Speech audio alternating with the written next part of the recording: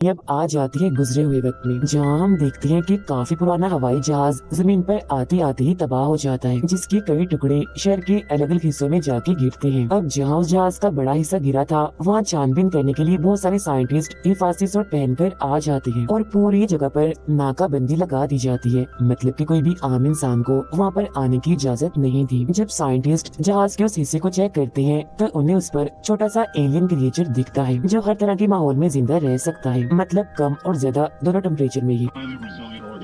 अब जो इन सब चीजों की छानबीन कर रहा था, यानी यहाँ का डायरेक्टर, वो आता है और जब वो बाहर होता है तो एक बच्ची उसके पास आती है, जो उसी जहाज का छोटा सा टुकड़ा उसे पकड़ाती है। अब इस टुकड़े पर भी वो छोटे छोटे एलियन क्रिएचर्स मौजूद थे और जैसे ही ये उस टुकड़े को पकड़ता है तो इसके हाथ पर वो काट लेते हैं, जिससे इसके हाथ से खून निकलने लगता है। फिर जब वो घर जाता है तो आधी रात को हम उसका बहुत ही बुरा हाल देखते हैं। उसकी तबीयत खराब होने लगती है और चेहरा तो एकदम भयानक दिख रहा था।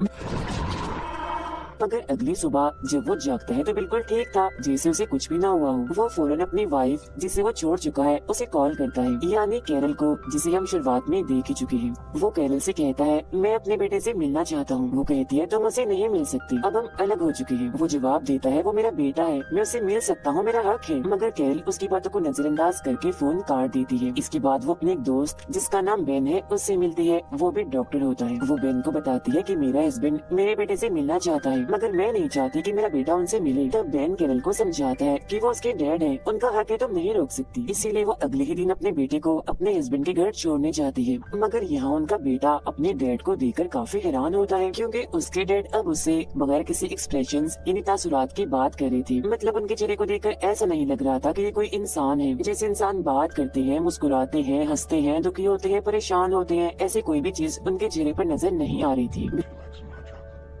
बिल्कुल ऐसा ही लग रहा था जैसे वो कोई रोबोट हो। फिर हम कैरल को देखते हैं, जो घर में बिल्कुल अकेली थी। तभी उसके दरवाजे पर कोई दस्तक देता है। वो हल्का सा दरवाजा खोलती है, जहाँ हम देखते हैं कि दरवाजे पर अब भी चेन लगी हुई है। बाहर एक आदमी होता है जो उसे बताता है कि मैं गवर्नमेंट का ऑफिसर हूँ, मुझे तुमसे कोई बात करनी है। अब कैरल को अजीब लगता है, इसीलिए वो कहती है, आप इंतजार कीजिए, मैं 2 मिनट में आई।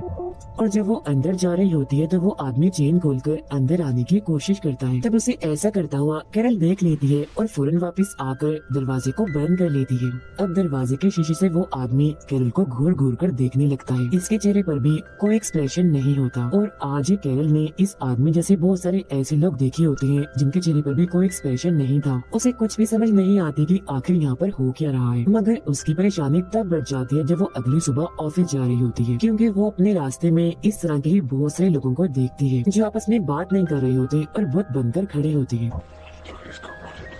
वो लगातार एक ही तरफ देख रहे थे और सीधा सीधा चल रहे थे। मतलब एक्सप्रेशंस इनके चेहरों पर भी नहीं थे। ये ना खुश थे, ना दुखी थे, ना किसी बात की फिक्र से ये परेशान थे और ना ही रो रहे थे। ऑफिस जाने के बाद वो इंटरनेट पर इस बारे में सर्च करती है, जहाँ तकरीबन 2 लाख लोगों ने इस तरह की ही बातें लिखी हुई थी कि जो हमारे अपने हैं वो पहले जैसे नहीं रहे, उनका सलूक और सब कुछ बिल्कुल बदल चुका है। इन सब चीजों से परेशान होकर वो अपने दोस्त बेन से मिलने जाती है, जहाँ एक दूसरे डॉक्टर भी होते हैं, जो इन्हें बताते हैं कि जो हवाई जहाज जमीन पर तबाह हुआ था, उस पर बहुत सारे एलियन क्रिएचर्स देखे गए थे और ये जो कुछ भी हो रहा है उनकी वजह से ही हो रहा है, क्योंकि वो एलियन क्रिएचर्स इंसानों के जिस्म में घुसकर पहले दिमाग को अपने कंट्रोल में करते हैं और बाद में पूरे जिस्म को अपने हिसाब से चलाते हैं। और जो भी उन एलियन क्रिएचर्स का शिकार होता है वो ऐसा ही बेहिस बन जाता है। मतलब ना उसके अंदर कोई जज्बात होते हैं और ना ही कोई तासुरात।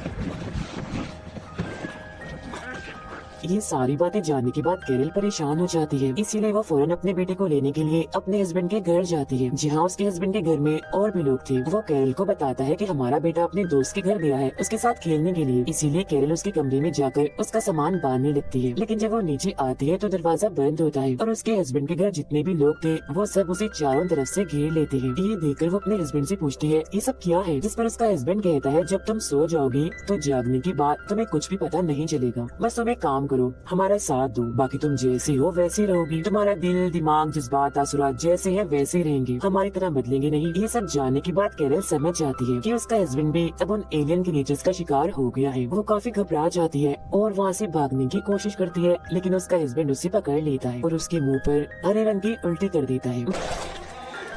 मगर कैरल अपना मुंह साफ करके जैसी तैसी यहाँ से निकलती है और अपनी गाड़ी लेकर यहाँ से भाग जाती है। लेकिन थोड़ा आगे जाने पर वो देखती है कि सामने एक ट्रक है जिसके पास कुछ लोग खड़े हैं और ये भी कोई आम इंसान नहीं है बल्कि उन एलियन क्रिएचर्स का शिकार बन चुके हैं। ये देख कैरल घबराते हुए अपनी गाड़ी पीछे की तरफ लेने लगती है, लेकिन पीछे भी एक गाड़ी थी जिसकी गाड़ी में आके लगती है और अब कैरल गाड़ी के जरिए तो यहाँ से नहीं निकल सकती थी, इसीलिए वो फौरन उतरकर वहाँ से भागने लगती है, जहाँ वो सारे लोग भी उसके पीछे पीछे भागने लगती है। तो वो भागकर एक ट्रेन में चढ़ जाती है और देखती है कि यहाँ पर बैठे हुए लोगों में से किसी के चेहरे पर भी कोई भी इंसानों वाले तासुरात नहीं है, मतलब वो सब भी एलियन क्रीचर्स का शिकार है। कैरल को कुछ समझ नहीं आती कि मैं क्या करूँ। तभी उसकी बेटे की वीडियो कॉल आती है जो उसे बताता है कि डैड मुझे कहीं ले आए हैं, मुझे नहीं पता मैं कहाँ हूँ लेकिन मुझे वो डर लग रहा है। ये जानकर वो परेशान हो जाती है और बस रोने ही वाली थी कि तभी उसके सामने बैठा लड़का कहता है कि बिल्कुल शांत हो जाओ, परेशान मत हो और रोना तो बिल्कुल भी मत। यानी कोई भी जज्बात तुम्हें नहीं दिखाने वरना वो तुम्हें पहचान लेंगे और तुम पर हमला करके अपने जैसा ही बना लेंगे। जिसके बाद कैरल भी एकदम शांत बिल्कुल उनकी तरह ही रोबोट जैसा बनकर बैठ जाती है। मगर तभी यहाँ कुछ और लोग भी आते हैं जो एलियन क्रिएचर्स का शिकार थे और वो एक के बाद एक इंसान को अपने जैसा बना रही थी। एक औरत जैसे उनको देखती है तो उसे गुस्सा आ जाता है और वो उन्हें धक्का देकर उन पर चिल्लाने लगती है, जिस वजह से वहाँ चारों तरफ भगदड़ मच जाती है। जिसके बाद वहाँ मौजूद सभी लोग ट्रेन के पीछे वाले हिस्से में चले जाते हैं। मगर एलियन क्रिएचर्स का शिकार लोग उन पर हमला करके उन्हें भी अपने जैसा बना लेते हैं। बचती है तो सिर्फ कैरल जो किसी तरह यहाँ से निकलकर भाग जाती है और जब वो स्टेशन से निकल रही होती है तो अपने आसपास भी वो इन अजीब लोगों को देखती है तो वो भी उनकी तरह ही बनकर चलने लगती है, बिल्कुल किसी रोबोट की तरह। यहाँ पर दिखाया जाता है कि जिस भी इंसान के अंदर कोई भी जज्बात एहसास है, मतलब अगर कोई हंस रहा है, रो रहा है, परेशान है तो पुलिस उस इंसान को पकड़कर अपने साथ ले जा रही है, क्योंकि अब पुलिस भी उन एलियन क्रिएचर्स का शिकार हो गई है। अब यहाँ कैरल को पसीना आने लगता है, जहाँ तभी एक पुलिस वाला उसके पास आकर उसे कहता है कि तुम्हारे माथे पर पसीना आया हुआ है,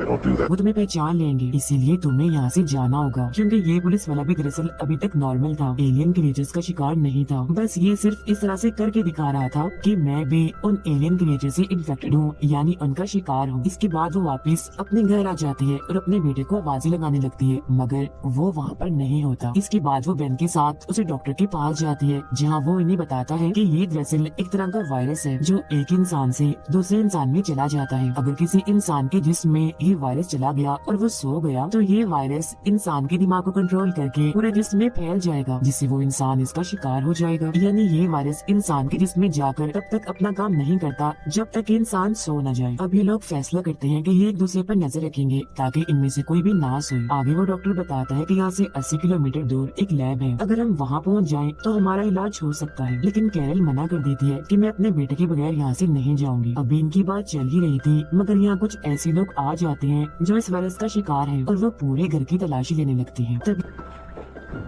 ये चारों चुपके से वहाँ से निकल जाती है। बाहर ये बिल्कुल उन लोगों की तरह ही खड़े हो जाती है। तभी कैरल देखती है एक औरत को पुलिस पकड़ कर ले जा रही है जो चिल्ला रही थी। ये कैरल की ही मरीज थी और बार बार ये कह रही होती है कि मैं सो गई थी, मुझे कुछ भी याद नहीं। ये सुनकर कैरल के दिमाग में एक सवाल उठता है कि अगर ये सो गई थी तो ये उस वायरस का शिकार क्यों नहीं हुई। इसके बाद वो डॉक्टर्स जो कैरल के साथ थे वो लैब की तरफ निकल जाते हैं, जबकि कैरल अपने दोस्त बेन के साथ अपने बेटे को ढूंढने के लिए निकल जाती है। अब कैरल बेन को भी वही बात बताती है जो उसके दिमाग में चल रही थी कि वो मेरी मरीज है, अगर वो सो गई थी तो अभी तक वो ठीक कैसे है, वो इस वायरस का शिकार क्यों नहीं हुई। जिसके बाद वो फैसला करते हैं कि ये उस औरत की मेडिकल रिपोर्ट को चेक करेंगे और फिर जब बेन उसकी मेडिकल रिपोर्ट को देखता है तो पता चलता है कि उस औरत को दिमाग की एक बीमारी है जो चिकन पॉक्स के बाद होती है। ये बीमारी उस इंसान के दिमाग के एक छोटे से हिस्से पर असर डालती है। यही वजह है कि सोने के बाद भी वो इस वायरस का शिकार नहीं हुई। मगर ये बीमारी हर इंसान में नहीं होती, सिर्फ उन्हीं लोगों में होती है जिन्हें कभी चिकन पॉक्स हुआ हो, जो एक जिल्द की बीमारी है। तब ये सुनकर कैरल कहती है मेरे बेटे को भी चिकन पॉक्स हुआ था और जब बाद में हमने उसके टेस्ट करवाए तो उसे भी बीमारी हुई थी। इसका मतलब कि मेरा बेटा भी इस वायरस का शिकार नहीं हो सकता, वो पूरी तरह महफूज है इस वायरस से। इसीलिए तो वो बार बार मुझे कॉल कर रहा है क्योंकि वो ठीक जो है। अब बेन अपने उसी डॉक्टर को कॉल करता है जो लैब की तरफ गया था और वो लैब में पहुंच भी गया था। बेन तो उसे बताता है कि जिस औरत को हमने देखा था जो चिल्ला रही थी, सोने के बाद भी वो इस वायरस का शिकार नहीं हुई क्योंकि उसे भी वो दिमागी बीमारी है। जो सुन फौरन डॉक्टर कहता है कि हाँ मैं समझ गया, तुम क्या कहना चाहती हो, यही ना कि हम इस वायरस का तोड़ यानी एंटीवायरस बनाएं, मगर इसके लिए हमें उस औरत का खून और डीएनए चाहिए। क्या वो इस वक्त जिंदा है? बेन कहता है हमें उस औरत की जरूरत नहीं है, बल्कि कैरल के बेटे को भी वो दिमागी बीमारी है और अगर हम उस बच्चे को ले आए तो एंटीवायरस यानी वैक्सीन बन सकती है। तभी कैरल के पास उसके बेटे का मैसेज आता है जो बताता है कि डैड मुझे दादी के घर ले आए हैं। तो अब कैरल को पता चल जाता है कि उसका बेटा कहाँ है, जिस बारे में वो बेन को भी बताती है, मगर बाहर इन्फेक्टेड लोग हैं, यहाँ से निकलना आसान नहीं है। तब यहाँ कैरल को याद आता है, वो बेन को बताती है कि मैं भी इस वायरस का शिकार हूँ क्योंकि मेरे हस्बैंड ने मुझ पर उल्टी कर दी थी और मुझे डर है कहीं मैं सो ना जाऊँ, क्योंकि अगर मैं सो गई तो वायरस मेरे दिमाग पर हावी हो जाएगा। इसके बाद बेन पुलिस के कपड़े पहनकर गाड़ी के जरिए कैरल को एक जगह पर छोड़ देता है। पुलिस का ध्यान भटकाने के लिए वो गाड़ी तेज चलाता है ताकि सब उसके पीछे आ जाए